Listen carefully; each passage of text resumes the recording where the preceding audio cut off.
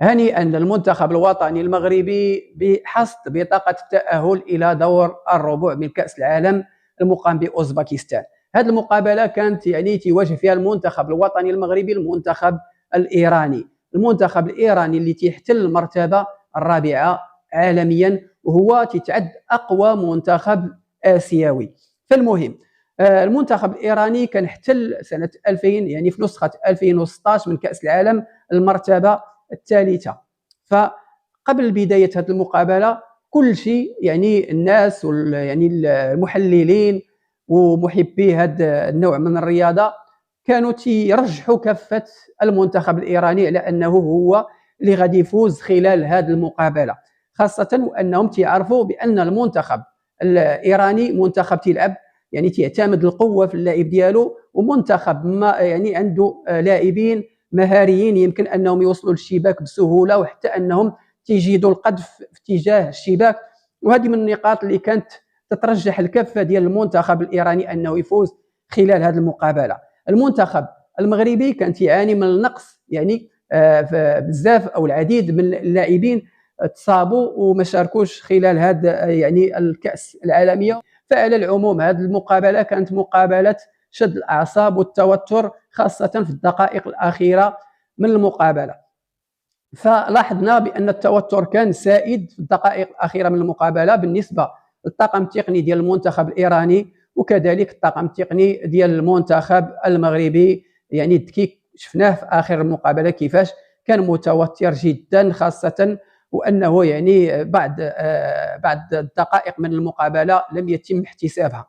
فمع بدايه الشوط الاول تمكن المنتخب الايراني انه يسجل في الدقيقه في اول الدقائق الدقيقه الثالثه تمكن انه يسجل هدف عن طريق محمد حسين. المنتخب الوطني المغربي كانت الاستفاقه ديالو بواحد السرعه كبيره في الدقيقه تقريبا السابعه. خالد بوزيد غادي يتمكن انه يسجل الهدف الاول في الدقيقه السابعه. الدقيقه العاشره غادي يتمكن المنتخب يزيد هدف ثاني، كذلك في الدقيقه 16 غادي يتمكن سفيان المسرار انه يضيف هدف ثالث، كذلك الدقيقه 19 قبل نهايه الشوط الاول دريس الرايس غادي يتمكن انه يسجل هدف رائع جدا جدا. وهنا كان المنتخب الوطني المغربي قدر على انه يبسط السيطره ديالو على المنتخب الايراني وكذلك على المقابله او الشوط الاول من المقابله. ولكن مع انطلاقه اطوار الشوط الثاني كان هناك بعض الارتخاء عند اللاعبين